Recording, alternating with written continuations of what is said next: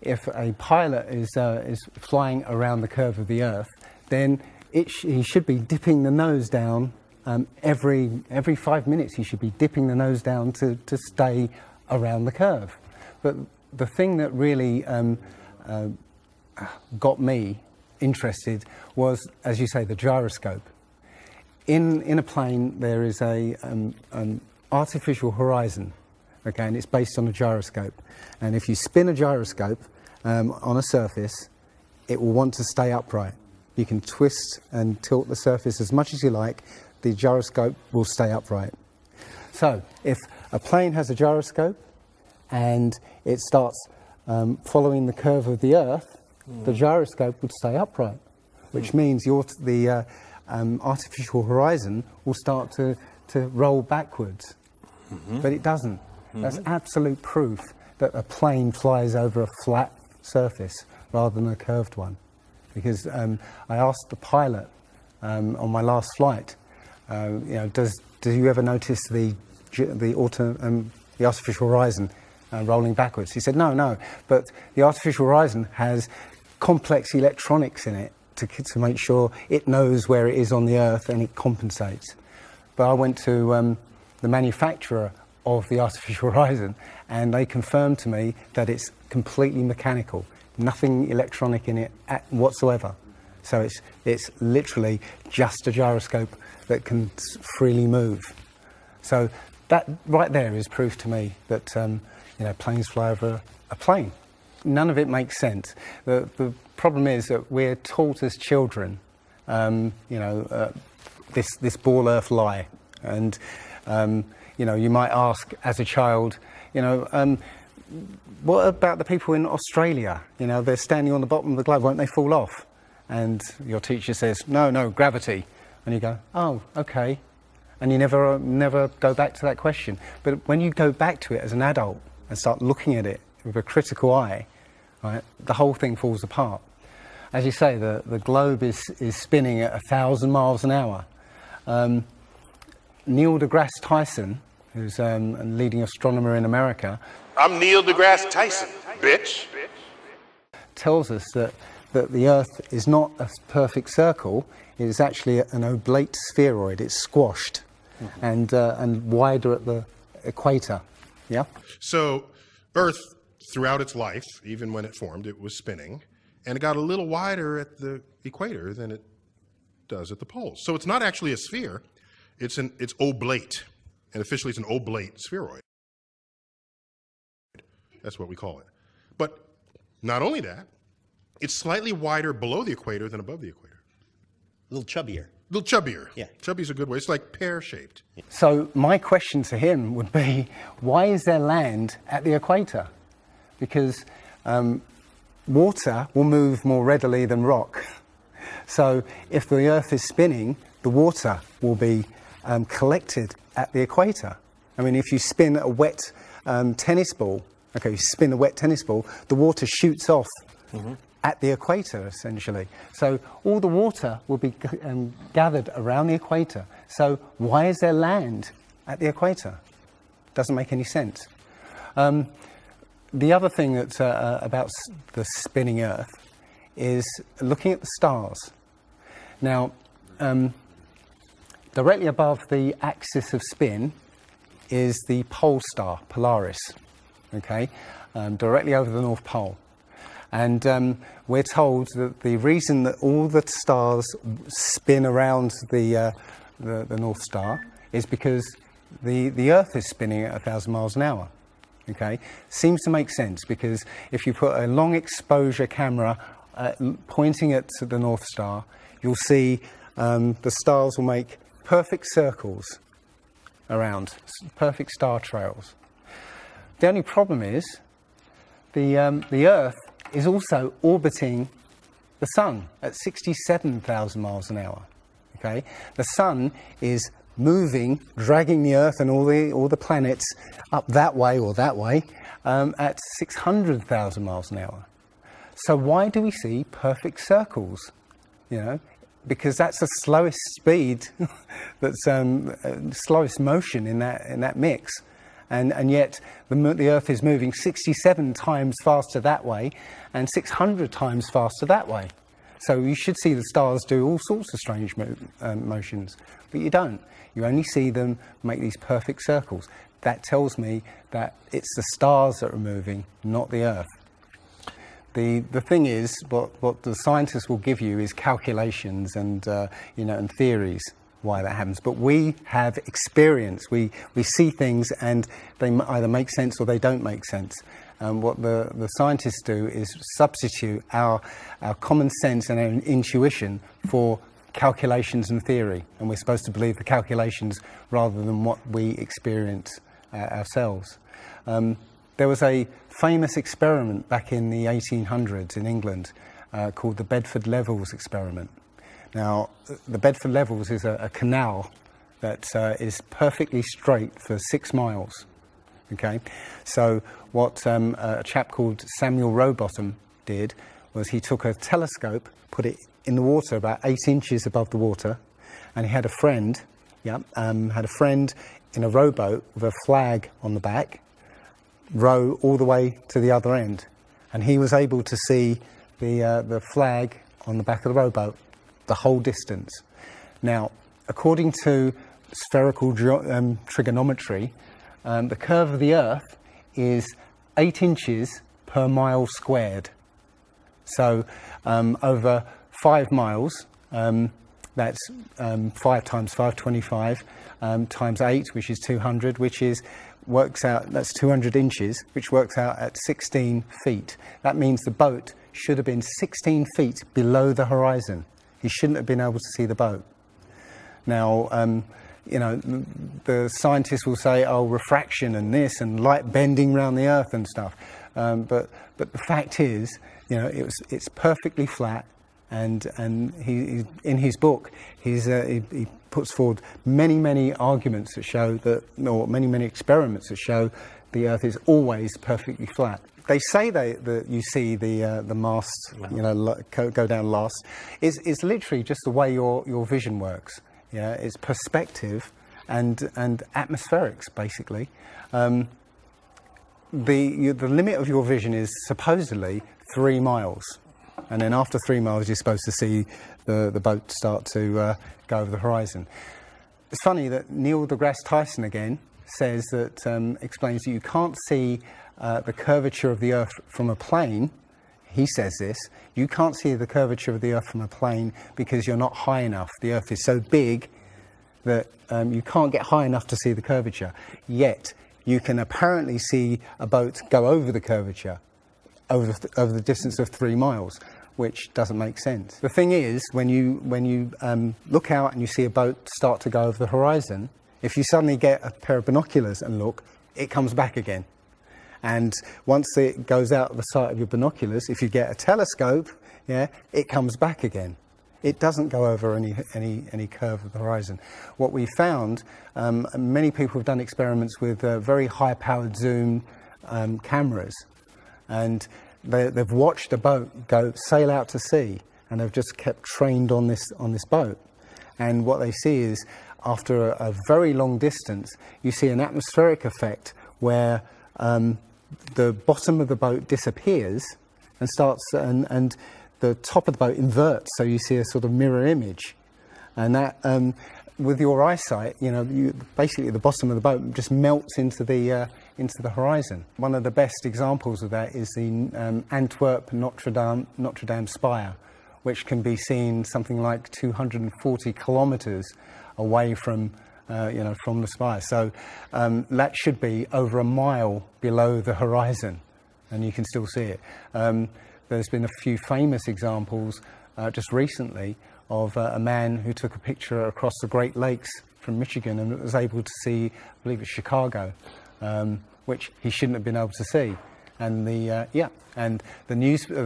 television station basically said it was a mirage. This is from Joshua Nowicki, and what you're seeing here is a mirage. We typically would not be able to see this from the Lake Michigan shore. We talked about this last night. Conditions are right on the lake that we're actually seeing a mirage of the Chicago skyline. But They always say it's a mirage, but for a mirage to happen, you have to have very specific atmospheric conditions.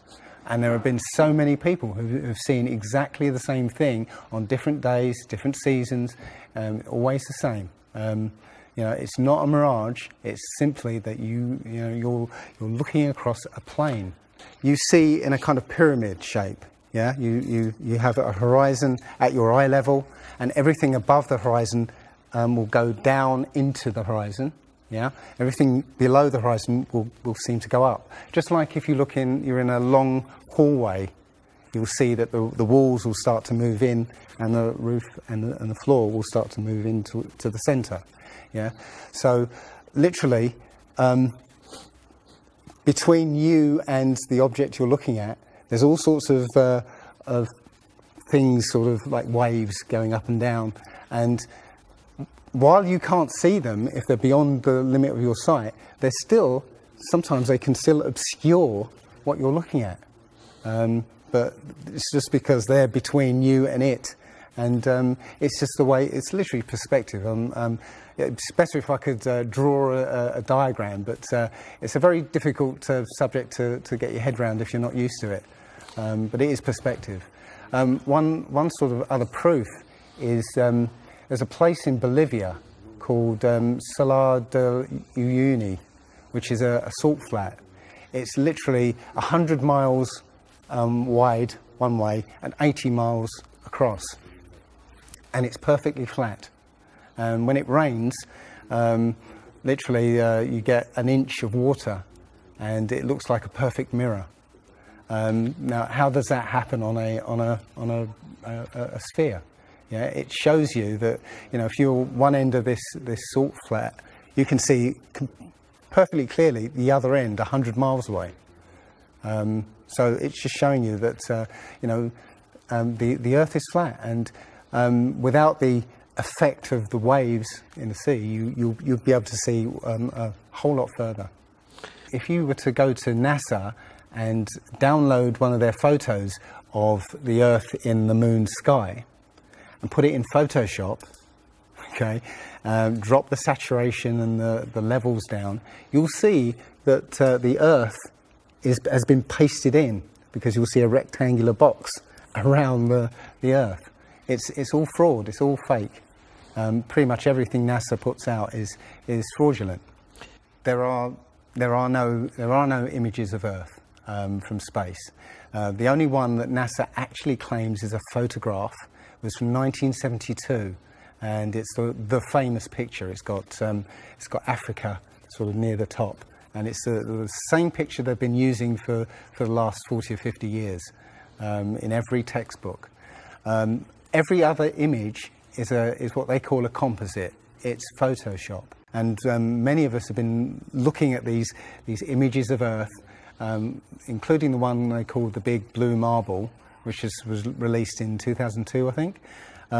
Again, when you zoom into it with Photoshop, you'll see where they've used the clone tool in Photoshop to take a picture of one of the clouds and stamp it in various places around the picture. And they got lazy. In another image, they've even photoshopped the word sex in the clouds, which is a subliminal tool they use to get people to sort of relate to something. They literally, you can look at this and you can find it on NASA's website. In a video I'm working on at the moment, I've got a video from what they call the Galileo space probe. As it left Earth, it took a series of shots of Earth, apparently, and you see that over the course of 25 hours, the clouds never move. Okay, now I happened to find some pictures of satellite pictures of Earth, and I noticed that in these separately taken satellite shots, the clouds were exactly the same as the ones in this Galileo shot. So it's a cloud map.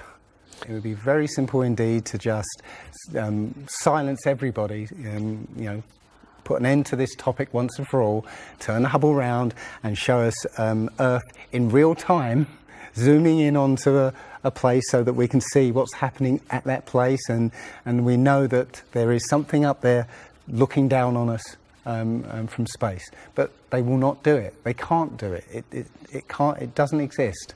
It literally doesn't exist. When you go onto the plane tracking software, you'll see hundreds and hundreds of flights over the northern hemisphere, and you can track those flights from beginning to end. When you look at any flight in the southern hemisphere, what you'll find is the flight takes off and disappears off the tracking, usually about an hour after takeoff, and then later on will reappear an hour before landing. Now, there's no explanation for it. I mean, the point is that distances are very different, and distances and flight plans are very different on the flat Earth than they are on the ball. And when you look at flights in the southern hemisphere, they make some really crazy, sort of deviations. So, for instance, if we look on here, let's say a flight from Cape Town over here to Australia, say Sydney in Australia, they will take you to Dubai first, somewhere around here. Yes. Just recently, there was a case of a woman who was pregnant on a flight, and she was her waters broke on the flight, and I think it was from the Philippines to Los Angeles. Mm-hmm. And again, if you look on this map, you're from around here somewhere to here. Okay. Now they were flying across, and literally her waters broke, and they had to divert. They had to land. So instead of either going back to the Philippines or going on to Los Angeles, they landed in Alaska. Which again, if you look on the flat map, it's again a straight path. Santiago, Chile to Australia, mm-hmm. right? Will usually stop in Los Angeles. Again, you can see on the flat map that it's again a straight path.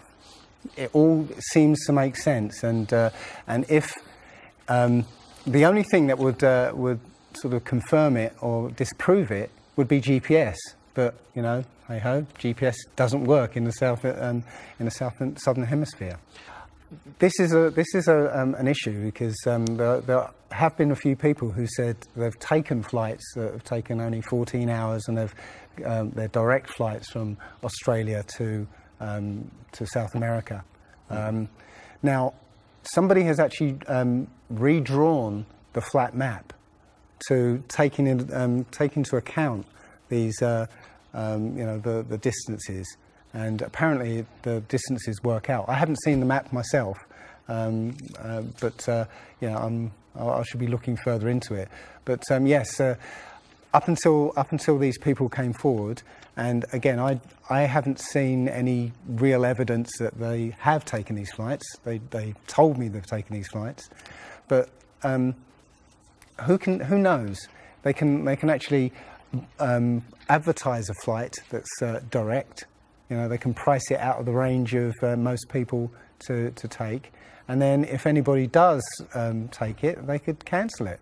I don't think any flights actually fly directly over the North Pole at all. I think they skirt the North Pole, mm-hmm. but I don't think they fly directly over the actual pole. So mm-hmm. I don't know if it's to do with magnetics.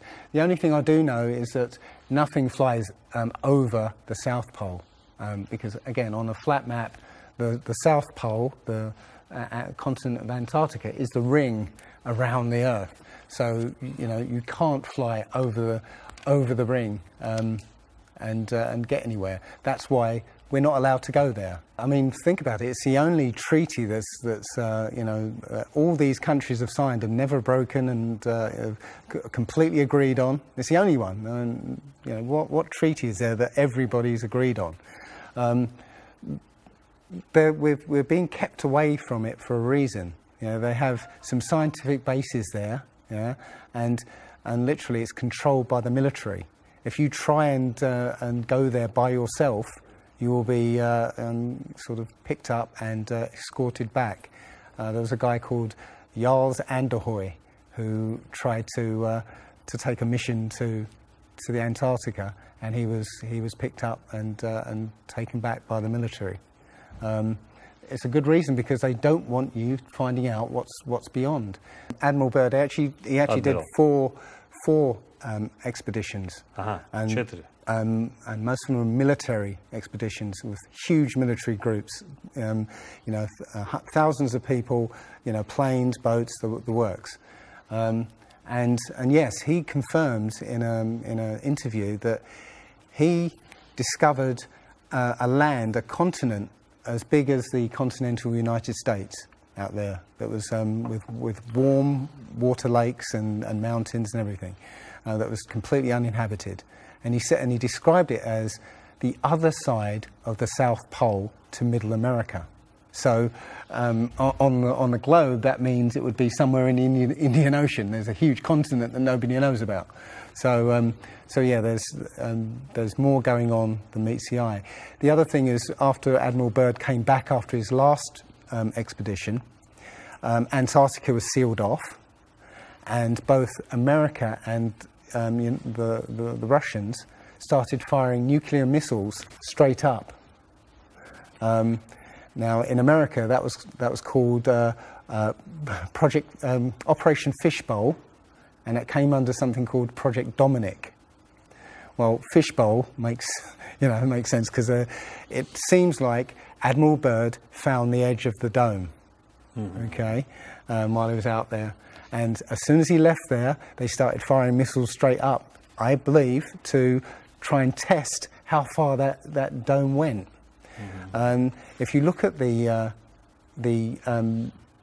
footage of these explosions, what you'll see is an explosion. Well, when a bomb goes off in midair, it's a fireball. It expands in all directions and mostly up. Okay. Now, if you look at these explosions on Operation Fishbowl, they explode outwards in a ring, which means it's exploding against something, because it can't rise with the heat. So it's exploding against something and exploding outwards.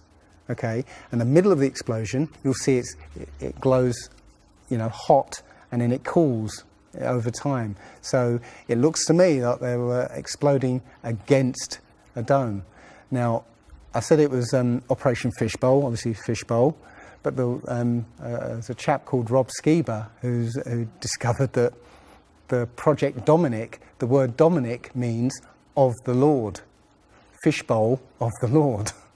So I believe they clearly know that we're in an enclosed system, and Admiral Byrd found the edge, and they've tested to see how far it goes up. They will also say that if a sniper is trying to hit something a great distance, a couple of miles away, they have to take into consideration the spinning of the Earth, because they say that as the bullet leaves the muzzle of the gun, it's now independent of the rotation of the Earth. So, the Earth will spin away from where the bullet, and you have to take that into account. They say that about artillery shells as well, but it's not true. If that was true, a sniper would have to spend ages and ages calculating how to make that shot, and they don't. They literally take into consideration the wind and the elevation, and they don't take the Coriolis effect into consideration at all. Also, planes. If that works for bullets, if bullets, as soon as they leave the Earth, they're now independent of the spin, then why doesn't it work for planes? Yeah. There's a video on YouTube that actually tries to explain that the Coriolis effect works by using the example of a paper plane. You have to throw it. If you throw it north, the Earth will spin and the plane will land sort of east. But if you take the idea of a real plane, a plane would have to aim north to go east in that case. But that's not what happens. And if that was the case as well, planes would have to land on runways that are moving, and that would be impossible. But how is it that you can take a flight from London to New York and it will take exactly the same time as a flight from New York to London? Yeah, one's with the spin of the planet and the other one's against it. So it doesn't make sense. They'll say that the whole atmosphere is moving, yeah, with the planet, but that doesn't make sense either, because the atmosphere, say it's that thick, the top layer of the atmosphere will be moving slow, and as further you get in, will be moving faster.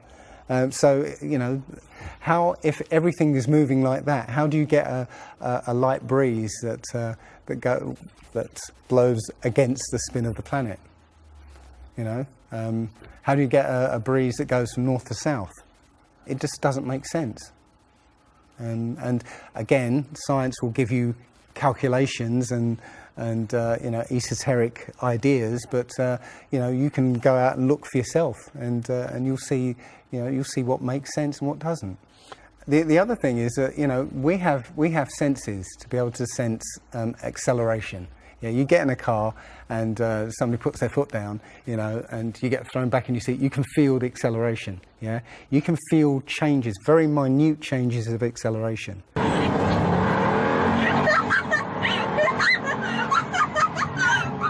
Yeah. So how is it that if you live up here in Macedonia, yeah, which is spinning at maybe 700 miles an hour, yeah, because the speed it's spinning is slower than this speed.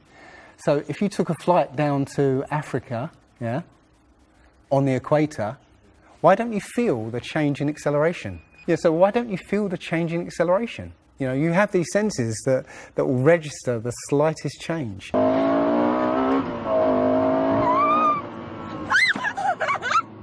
Yeah, but you get off the plane there and you don't feel dizzy, because now you're moving a lot faster. So no, it doesn't make sense.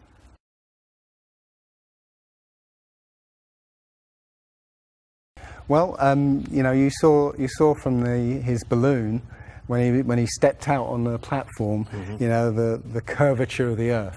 Yeah, mm-hmm. It looked very obvious. Oh, everybody pointed it and said, "Oh, look, there's a curvature."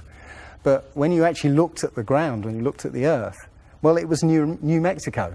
That's where he jumped. The whole Earth that you saw there was New Mexico. So if that was a curvature, the Earth must be very, very small indeed, and New Mexico must take up a huge part of it. Yeah, it was a fisheye lens to curve that, to make that curve. And when he jumped, it took, I think it took him like 2 hours to get to that height. Yeah, he went straight up. Mm. In that 2 hours, the Earth should have rotated away quite a distance. But I think he only landed something like 70 kilometers away from where he sort of went up in the first place.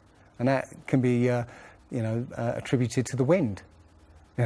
So no, I mean that there's no proof whatsoever.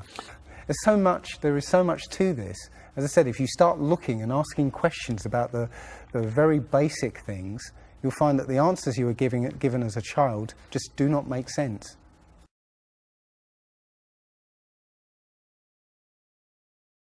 So the idea there is that it must be a globe, because the sun, if the sun's here, then it's got to be dark on the other side.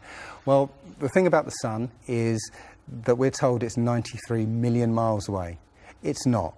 It's actually something around 3,000 miles away, and about 34 miles across.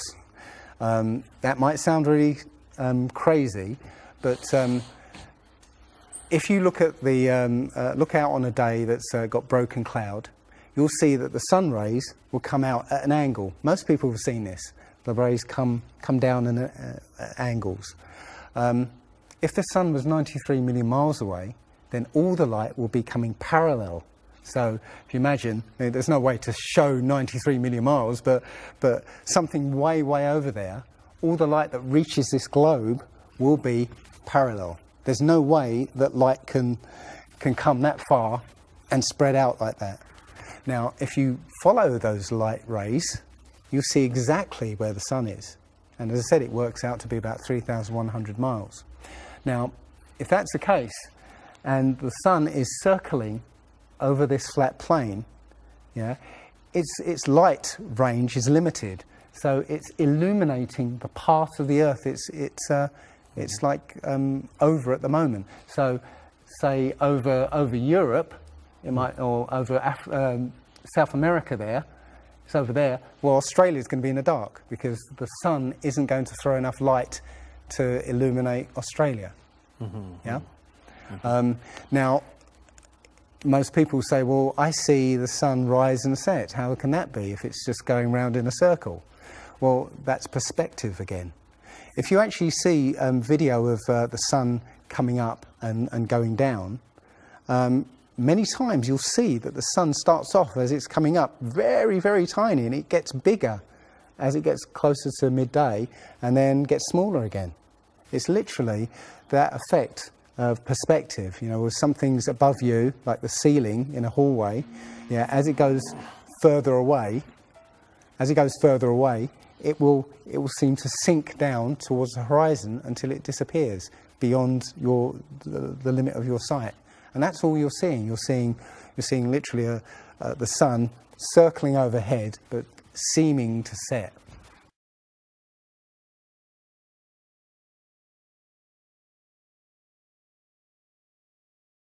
There was a team in California that launched a rocket 75 miles up.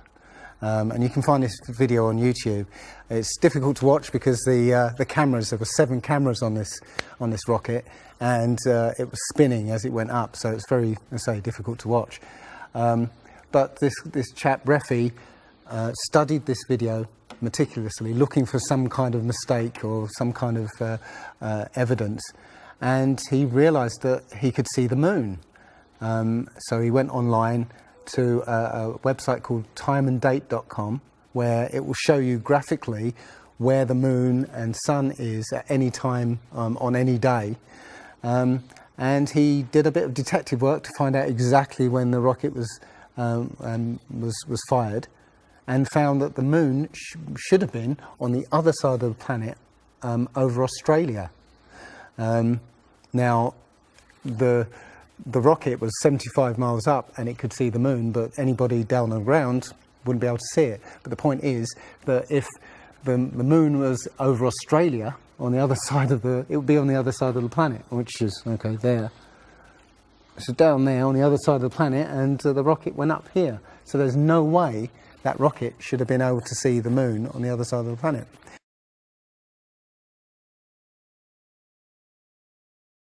If you watch the trajectory of the space shuttle, it doesn't go straight up.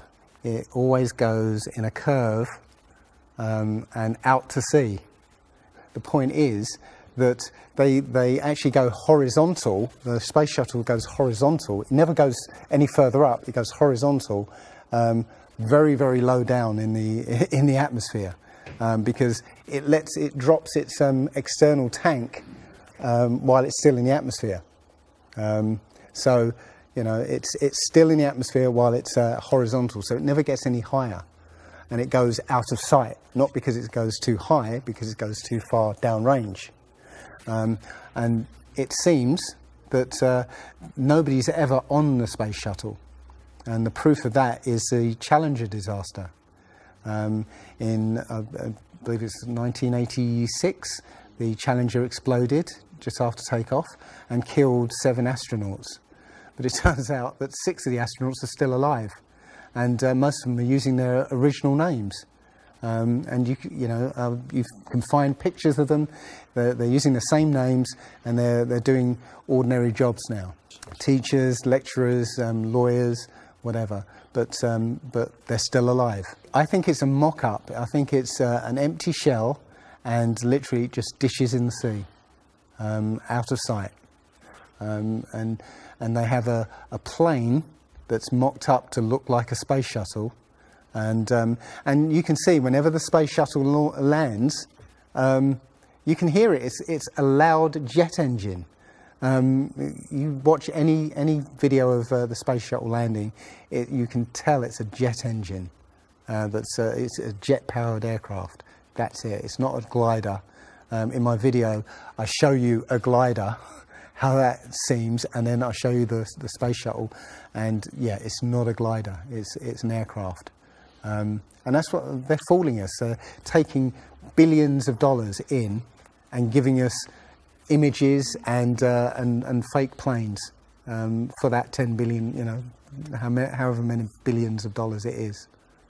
That you've got the external tank and the space shuttle. Yeah, it's like horizontal at this point, and then they drop the tank. Okay, now the space shuttle isn't powered at this point because the tank has all the fuel. Yes. Okay, so when the engine stops, the tank is dropped. Basically, the space shuttle and tank should follow the same path because neither of them are powered. They should both fall in the same way. Now, because the tank has all the fuel, those pods on the back of the space shuttle aren't fuel tanks. They have a very, very small amount of fuel in there for orbital manoeuvring. But from this point, which again is still in the Earth's atmosphere because the tank, you know, is falling there, it now has to go from there into orbit. They haven't got the fuel there to insert it into orbit.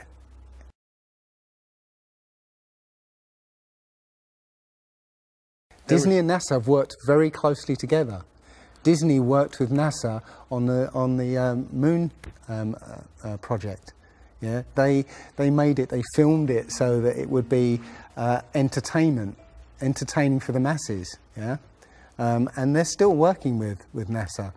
I absolutely believe that Stanley Kubrick, you know, filmed the moon landing. He left a few clues just to say, so that, you know, like Michelangelo. Yeah, so that we eventually would know that this was his work. Yeah, I did this. It's a joke. It was meant to fool people in 1960s. So you got like clear footprints, but yet you don't have where an impression where the pads of the lunar lander were. Or a blast crater where the engines were blasting downwards, and also the camera followed the capsule straight up, right, and it followed it very precisely, right, and it stopped when it started to pitch over, right. Now, NASA says, "Oh, we did it remotely." Well, there was a 2 or 3 second delay between sending signals and the camera starting to respond, and then another couple of seconds for them to see what's happened. So it's next to impossible to get that sort of accuracy with that kind of and it's only done once. I mean, they can't sort of keep doing it over and get it right. You know, they do it once and they got it right the first time. So no, it's either they left an astronaut on the moon to film them, or it was fake. It was fake. It was absolutely fake. There's not too many people involved in this. I mean, NASA controls space as such. The other agencies, have popped up, but literally it's a money-making scheme. NASA makes, you know, hundreds of billions of dollars a year. Dobra, Rusy. Okay. The Russians, okay, they're getting in on the act as well. You know, they make money from this. And have you seen the imagery that they put out? The Chinese have put out, or I think it was the Japanese that put out images of Earth from the moon, and it looks even more fake than NASA's ones. It's a money-making scheme, and they're all joining the bandwagon. But you know, that isn't the first thing that's been hidden over the years. I mean, we're all driving petrol cars because 100 years ago, the Rockefeller family basically cornered the market on oil, and the car industry was going electric.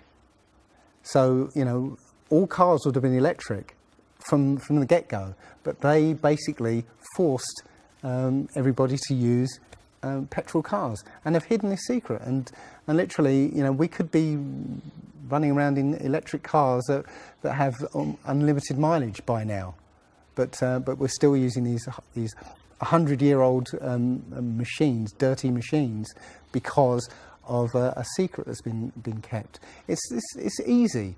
If everybody's been trained into believing that this is real, right, and there's space, and it's within our interest to explore space and you know, go to the moon, go to Mars. Yeah, people will pay for it, and they're making billions. Mm-hmm. And yeah, there's more to it, because I believe there's a big deception coming, and it's to do with aliens, because now since Roswell, 1947.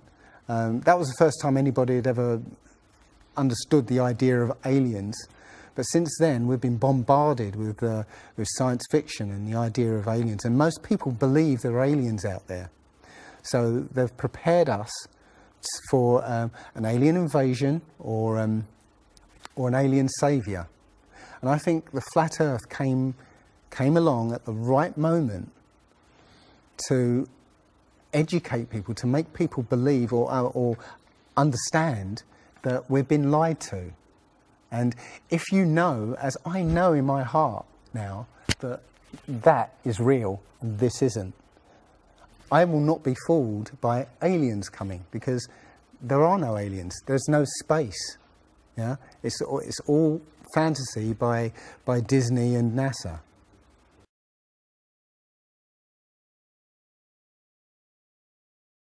Well, the Bible has a very, very clear view of what this place is, and it matches that place more than it matches this.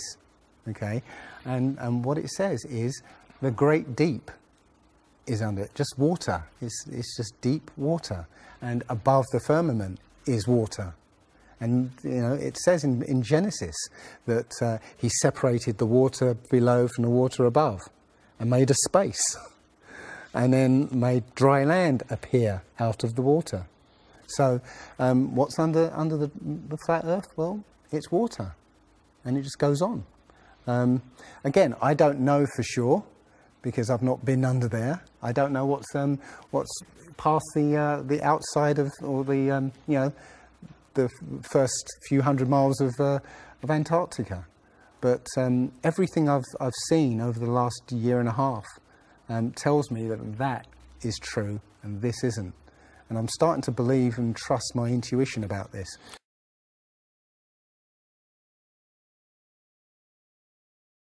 Nobody has actually really gone all the way across Antarctica. Yeah. Now, there are millionaires out there who could, you know, assemble the resources to make an expedition and completely, you know, go across and chart Antarctica and make a name for themselves, being the first person to do that. Yeah, but nobody ever does. One thing I was going to say, which is slightly totally off topic, but the topic I really want to go to is that people, ordinary people, have become scientists through this. Okay. You know, the science community is ignoring a lot of the things that we're looking at, and so normal people are going out and doing experiments. And one of the experiments has turned up an amazing fact that we've not been told, and it destroys the whole idea of this heliocentric system, and that is the moon. If you get a piece of card, put it on the floor, and sort of you put another piece of card to act as a barrier for the moonlight. So you have the moon above, card on the floor, and a piece of card in front to shield half of the card. Yeah. Now, a lot of people have these laser thermometers. Now, you can actually measure the temperature of the moonlight next to the temperature of the shade of the moonlight, and you'll find the moonlight is colder than the shade, the opposite from the sun. So the moon is throwing out its own light, and that light is the opposite from the sun. Now, that tells you that it's not reflecting the sun's light. It's producing its own, and its light is different from the sun's. So, you know, the scientific community have not told us this, yeah, because they won't tell us this, because it destroys this idea that the sun is, you know, is lighting up the moon.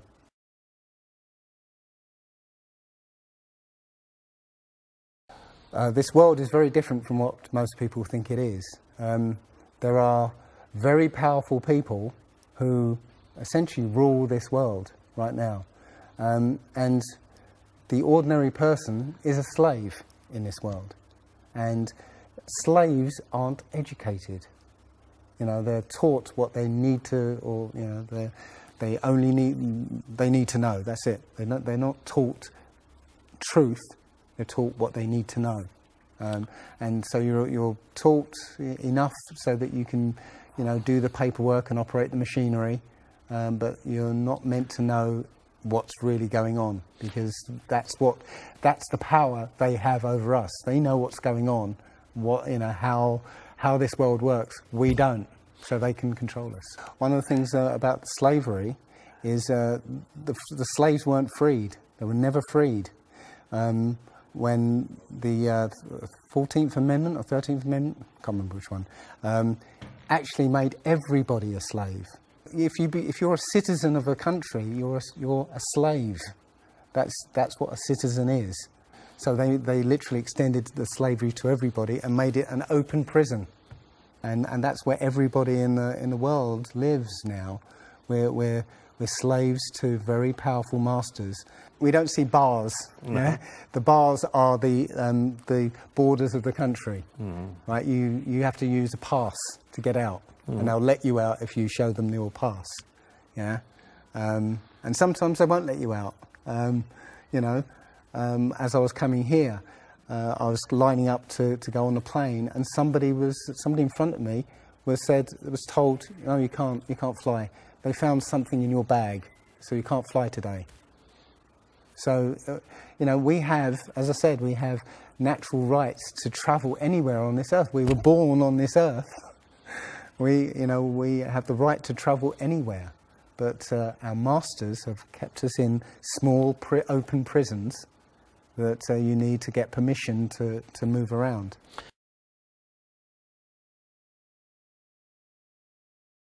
This idea that, billions of years ago, nothing exploded and then everything came out of that nothingness, ridiculous. But they try to make you believe that the idea that a supreme being, a creator, created this is ridiculous compared to that idea. I mean, if you look at it objectively, I would lean towards a creator, because there's so much that points to the fingerprint of a creator. But it's no less ridiculous than nothing exploding and becoming something. In my opinion, the Big Bang theory and the theory of evolution and the ball Earth theory are all interlinked, and they're all there to make us feel as though we're insignificant. We're small, tiny, miniature, unimportant pieces of slime crawling around on a speck of dust in an infinite universe. If that's true, and there's no purpose, there's no meaning to anything, then our owners can do whatever they want with us. Then, this is all accidental, so food can be genetically modified because it's imperfect. We can be modified because we're imperfect. If we realise that this is the universe, and complete universe. Yes, this system is is everything. Everything that NASA has put out is CGI, is fake. Okay, people say, I think you mentioned it. If you look out into the universe, you see that the moon is round, spherical, and the planets are spherical, and so why are we flat? Well, how do you know that the planets and the stars are spherical? All you get is, if you look for a telescope, you see a flat disk. If you think you see a spherical shape there, well, it needs two eyes to resolve 3D. If you're looking for a telescope, you can't see anything in 3D. It's going to be flat anyway. So all you see is a flat blob of light. It's only NASA that's given you these beautiful pictures of so-called planets and stars. Yeah. So it's a fallacy to say, well, everything else out there is spherical, so we must be. You know, how this is special. You know, so why? It's like saying a basketball is round, so why isn't the court round? You know, it's a fallacy. So this idea of a ball Earth, theory of evolution, the Big Bang, is all about making us feel nothing, so that we can be used. If everybody realised how special we all are, how unique every single life is, then this whole world would change overnight. We wouldn't allow ourselves to be used by this cabal. We wouldn't allow this planet to be destroyed, because they're destroying it because, oh, it's just an accidental planet, one of millions. We've found other Earths, you know. Eventually, if this one gets too messed up, we'll go to another one. No, this is it. So if we all realise that, then we wouldn't allow all these things that are going on. It's all about control. There are a small group of people who want to control the world, and because there's so many of us out there, you know, they can't control us directly. They can't, you know, this small group of people can't, you know, come round to all of us and control us directly. So they must use our own minds, our own hearts and minds against ourselves. And this is what they've done. They've educated us into this world, into this globe spinning, you know, heliocentric Big Bang evolution world, which makes us nothing.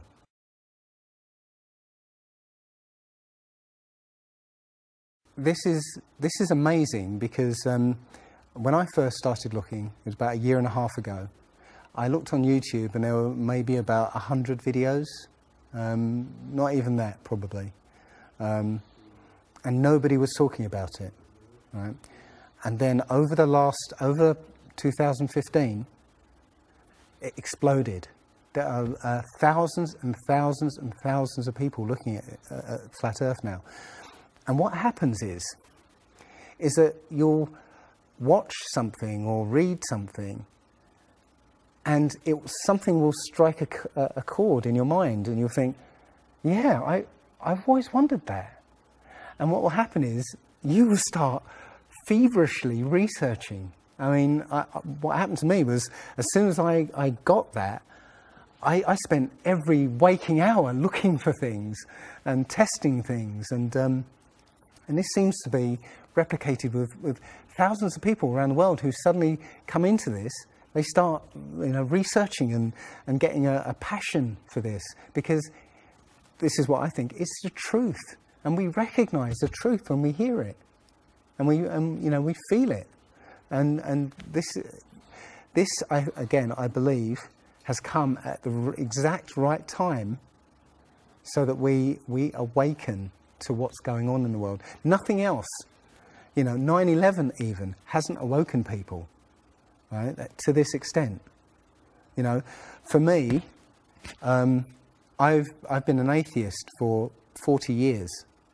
From the age of 13, you know, I didn't want anything to do with God and Bibles and whatever and religions. And now I know for a fact there is a creator. I've seen his fingerprint, you know, not just with the flat earth. Everything I've done in the last 5 or 10 years has led me to see that there is a creator now. And there's a great many people out there who have had exactly the same revelation as I have. And it is. I'm now following the commandments and trying to be the best human being that I can be, because I think it was a guy called Kent Hovind who said there are only 2 possibilities. Either there is a God or there isn't. And both of them are terrifying. Yeah. If there isn't a God, then nobody's in control. We're hurtling through space, and there's no plan, and there's no nothing, and you know, that's terrifying. If there is a God, then we'd better find out who he is and what he wants and do exactly what he says. And it turns out that he gave us very specific instructions on how to live. And they're not rules as in, you know, laws that you must follow because you know, or put you in prison if you don't. No, these are rules to live by, to make a harmonious world. You know, don't harm anyone, don't kill anybody, don't steal from people. You know, don't covet people's items. You know, don't lie. Don't lie. I mean, these things are written in our hearts anyway. Yeah, but we're in a society that that legalizes all of the 10 Commandments. You know, the policemen and soldiers can kill. They're allowed to kill. Yeah, you know, politicians can lie. They can lie. They're lying all the time. They're lying all the time. Police have been told that they are allowed to lie to try and get to catch somebody. Yeah, they're allowed to lie. Everything in the 10 Commandments is legalized in this society. That tells you who runs this society. Yeah. So yeah, this is a profound movement. I don't like using the word movement, but it's a profound shift in consciousness for people because, unlike any other topic that's come out in the last few years, this one has made people realise that they've been lied to.